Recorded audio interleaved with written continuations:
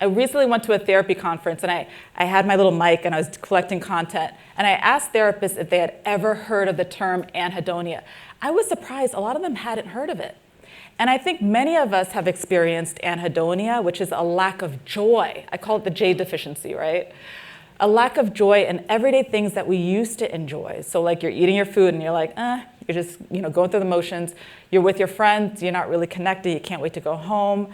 You're with your partner, you can't wait for the certain things to be over with, right? We're losing the basic joys in life that we were built to have, right? We're built with this dopamine DNA for a reason. I was recently on a very popular podcast and I talked about the scale on the podcast, and I went through the questions with the host, and my website got crashed. Like 10,000 people completed the anhedonia scale in a day.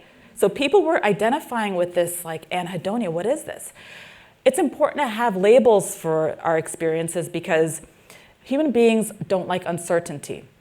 If you put us in a dark room and something drops on the floor, we're gonna be like turning around, some of us will start swinging. You turn the light on and we see that it's a book, we're like, oh, it's just a book. Let's just put it back on the bookshelf. We need to know what we're dealing with. So when people know they're experiencing anhedonia, they're like, that's what that is. There's nothing wrong with me. I'm not supposed to feel this way. How can I access joy again?